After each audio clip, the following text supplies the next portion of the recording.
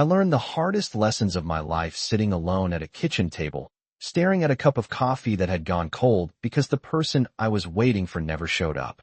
At 70 years old, with a long gray beard and hands that don't move as fast as they used to, I can tell you this. Most of the pain we blame on bad luck was quietly built by our own decisions, one small compromise at a time. I didn't understand that when I was 30, or 40, or even 60. I thought problems came out of nowhere. I thought betrayal was sudden. I thought failure was dramatic. I was wrong. Problems don't explode. They accumulate.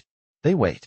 They grow in the silence we choose because confrontation feels uncomfortable. For most of my life, I believed working harder would fix everything. If the business struggled, I worked weekends. If my marriage felt distant, I bought gifts. If my son stopped calling, I told myself he was busy. I told myself patience was strength. I told myself loyalty would be returned. I told myself that being the bigger man meant saying nothing. But here's the truth no one likes to admit. Silence protects the wrong people, and it punishes you slowly. Over 70 years, I've seen fortunes disappear, families drift apart, friendships dissolve, not because of one catastrophic moment, but because someone ignored something small and uncomfortable at the beginning. A comment that didn't sit right. A promise that felt half-kept. A check that was never repaid. I ignored those things. I called it optimism. I called it faith. In reality, it was fear. Fear of rocking the boat. Fear of being disliked. Fear of standing alone. And fear is expensive. It costs you years. It costs you sleep. It costs you respect. There's something else I learned, and I didn't learn it from books or seminars or motivational speeches. I learned it by losing things I thought were permanent. I learned it watching relationships change after money entered the room. I learned it when I realized that being generous without boundaries doesn't make you noble. It makes you predictable. If you stay with me, I'll tell you what took me 7 decades to understand. I'll tell you why 93% of the problems I see around me, divorce, debt, broken friendships, estranged children, constant stress, can be traced back to a handful of repeated mistakes. They look different on the surface. Different names, different faces, same roots. And almost no one fixes them because fixing them requires something most people avoid: honesty with themselves. I avoided it for years. I justified other people's behavior because it was easier than adjusting my own standards. I convinced myself that time would correct what I refused to confront. It never did. Time doesn't fix character. It reveals it. And by the time I understood that, I had already paid the price. Lesson number 1 didn't come to me in a dramatic revelation. It came quietly. The morning I realized I was tired, not physically, but emotionally tired of cleaning up consequences that started with my own unwillingness to say a simple word: no. Lesson number 1 is this. Most suffering begins where boundaries end. I didn't know how to set them. I thought love meant access. I thought loyalty meant unlimited tolerance. I thought being a good father, husband, friend meant always being available. What I learned is that when you don't define your limits, someone else will. And they will rarely define them in your favor. That single lesson would have saved me money, arguments, sleepless nights, and years of resentment. But I had to grow old to accept it. And that's the secret most people don't want to hear. Wisdom isn't about intelligence. It's about finally getting tired of your own patterns. When I was younger, I believed problems were complicated because life was complicated. I believed the world was unpredictable, and that was why things fell apart. It took me decades to see that most of what hurt me followed a pattern I refused to interrupt. After I understood that boundaries protect you, I started looking backward at my own history. I saw how many times I said yes when I meant no. I saw how many times I loaned money I could not comfortably afford to lose because I wanted to be seen as dependable. I saw how often I stayed quiet at my own dinner table just to keep the atmosphere pleasant. I told myself peace was more important than discomfort. But peace built on avoidance is not peace. It is tension with better manners. In my 40s, when my small construction business was finally making steady income, I thought generosity would strengthen my relationships. I covered expenses. I solved emergencies. I stepped in before anyone else had to. At first, it felt good. I felt needed. I felt respected. But slowly, something shifted. Gratitude became expectation. Requests became assumptions. And when I hesitated, even slightly, I could feel the temperature in the room change. That is when I learned another truth that cost me years to accept. If your value in a relationship is based on what you provide, then your value disappears the moment you pause. I did not see that at the time. I thought working harder would restore balance. I believed that if I just proved myself again, things would feel the way they used to. But relationships do not return to old settings once the dynamic changes. They settle where you allow them to settle. Looking back now at 70, I can see that most of my stress did not come from betrayal. It came from misalignment between what I felt and what I tolerated. I tolerated jokes that diminished me. I tolerated late repayments that never came. I tolerated distance from people who claimed to love me because I was afraid that confronting it would push them further away.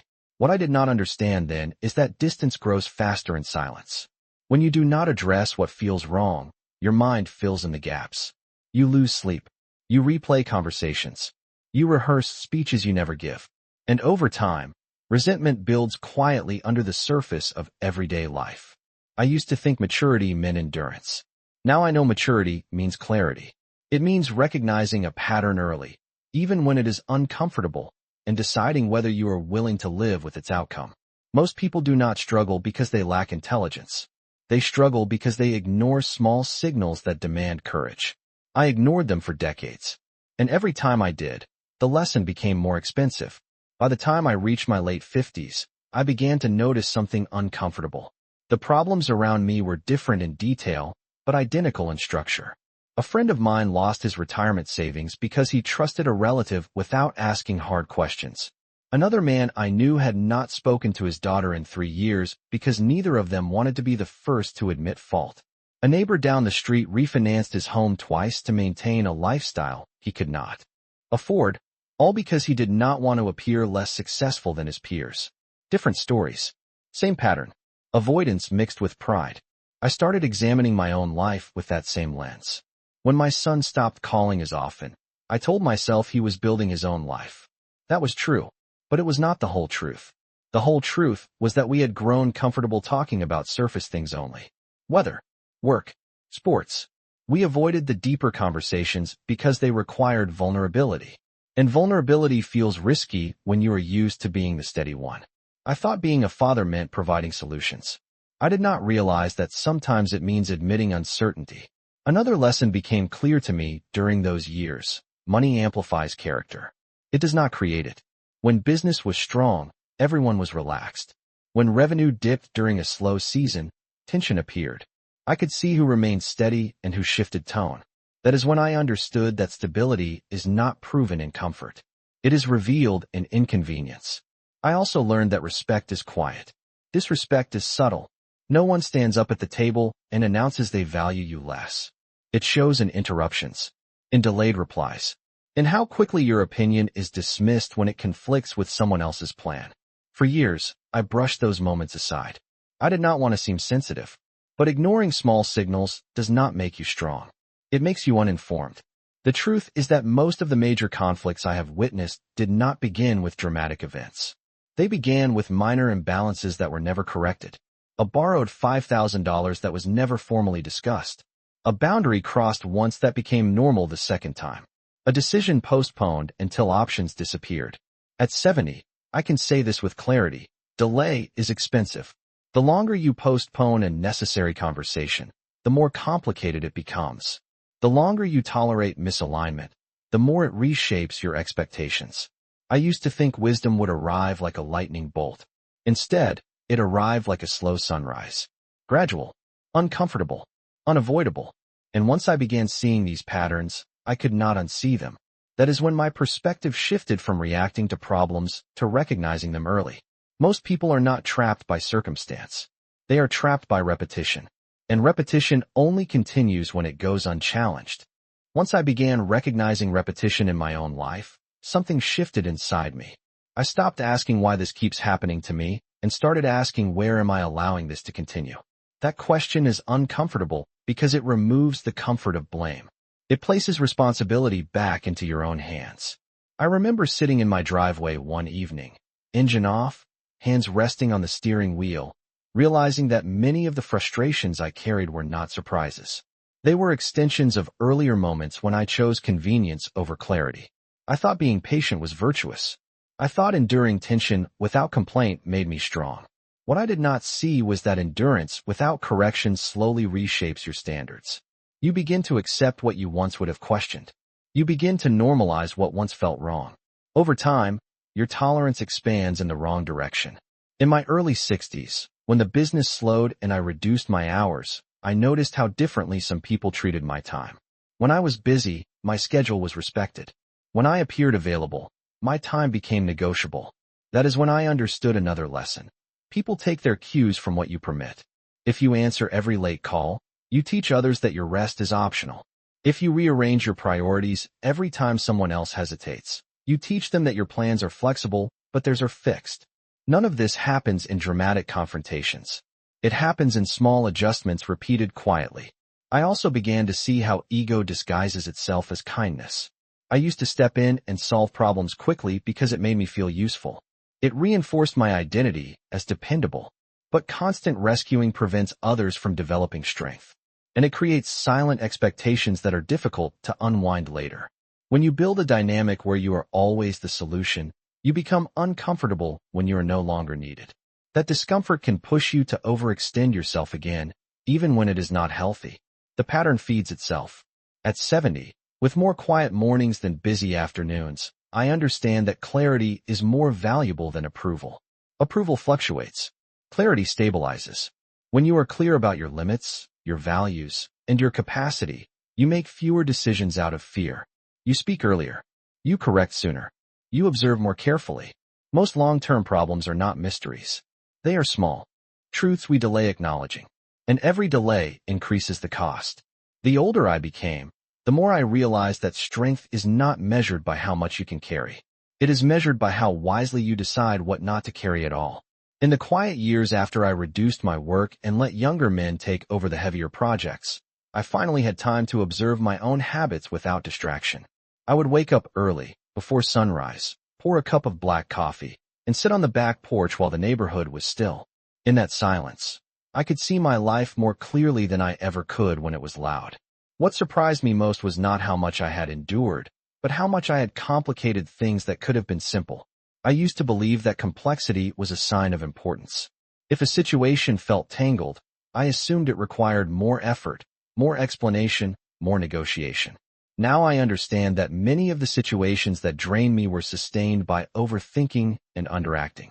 I thought about conversations I needed to have, but postponed them for months. I calculated outcomes instead of stating needs. I anticipated reactions instead of presenting facts. And while I was busy predicting, time moved forward without adjustment. Another lesson became clear in those quiet mornings. Time is not neutral. It does not wait for you to become ready. It magnifies whatever direction you are already moving. If you are drifting away from someone, time increases the distance. If you are building discipline, time compounds it. If you are tolerating disrespect, time embeds it into routine. I learned that regret rarely comes from the risks you take thoughtfully. It comes from the standards you abandon gradually. There were moments in my life when I knew something did not align with my values. I felt it in my chest. A tightness. A hesitation. Instead of honoring that signal, I overrode it with logic. I told myself I was being reasonable. I told myself I was being patient. What I was actually doing was negotiating against my own clarity. At 70, I no longer confused discomfort with danger. Some discomfort is necessary. The discomfort of saying no. The discomfort of being misunderstood. The discomfort of disappointing someone who expected unlimited access to you. That kind of discomfort protects your future. What damages? Your future is the comfort of avoidance. The comfort of pretending everything is fine. The comfort of maintaining appearances while quietly accumulating resentment. I do not claim perfection. I still catch myself hesitating when a firm response would save time. But the difference now is awareness. Awareness shortens the delay between recognition and action. And that shortened delay changes everything. Most of what I once considered fate was simply repetition left unchecked. Once I stopped repeating the same small compromises, the larger problems began to shrink. Not because life became easier, but because my decisions became clearer. And clarity, more than strength or intelligence, has been the quiet force that steadied the final stretch of my life. In this reflective story, an elderly father with a long gray beard looks back on 70 years of choices, patterns, and quiet realizations that reshaped his understanding of responsibility, respect, and personal boundaries, while examining how his role as a father evolved as his adult son grew distant over time. Through honest first-person storytelling rooted in everyday American life, the elderly father reveals how a single life lesson about boundaries could have prevented years of stress, financial strain, and emotional distance, and how another life lesson about clarity over approval transformed the way he handled relationships, money, and self-respect. As the father reflects on missed phone calls, postponed conversations, and small compromises that slowly became permanent patterns, he explains how each life lesson emerged not from dramatic events, but from repeated silence, delayed decisions, and fear of confrontation.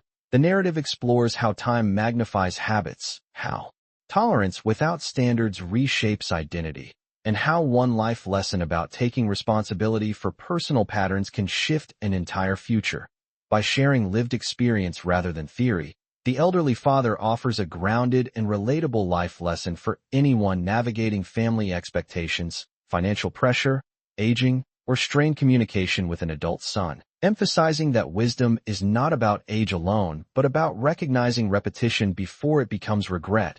This powerful reflection on boundaries, accountability, emotional maturity, and long-term thinking presents each life lesson as a practical tool for solving the majority of everyday problems people face in relationships, career, and personal growth, all delivered through calm, measured storytelling designed for viewers seeking clarity, resilience, and lasting change. Create me a 70-year-old white American man with long gray beard, calm serious expression, wearing simple flannel shirt and denim jeans, front-facing portrait, realistic skin texture, natural lighting, authentic wrinkles, cinematic photography style, no cartoon, no CGI, no illustration, character 1.